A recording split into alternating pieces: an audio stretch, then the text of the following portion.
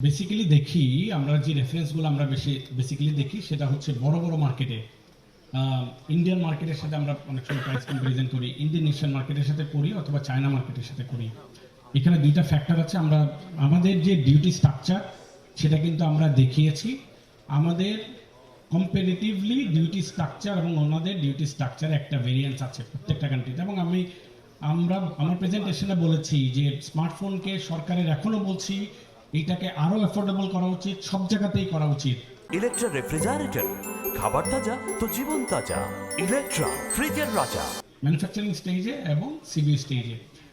তারপরে আরেকটা বড় ফ্যাক্টর কাজ করে, যেটা মানে আমি আগে যেহেতু বলেছি, আমাদের যে ম্যানুফ্যাকচারিং করি প্রত্যেকটা লাইনে আমাদের কিছু ইকুইপমেন্ট করতে হয়, ইকুইপমেন্ট কিনতে হয়, এবং প্রত্যেকটা লাইনের প্রোডাক্টের যে লাইফ সাইকেলের প্রোডাকশন হবে সেটার উপরে আমরা যে প্রোডাকশন কস্টটাকে আছে সেটাকে আমরা অ্যাভারেজ করি।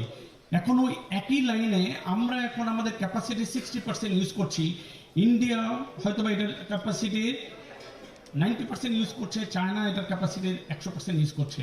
ওর তো কস্ট কমে আসবেই। আমার অনেক সময় দেখা যায় ফ্যাক্টরির যে ক্যাপাসিটি সেটা আমরা ইউজ করতে পারছি না।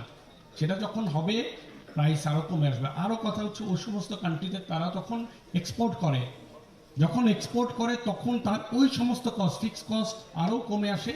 তখন তার ওই প্রাইসে যে 2-3 হাজার টাকার গ্যাপ থাকবে, আমরাও আস্তে আস্তে রোড ম্যাপটা আজকে আমরা দিয়েছি, তখন আমাদেরটাও ওই পর্যায়ে চলে আসবে বলে আমি মনে করি।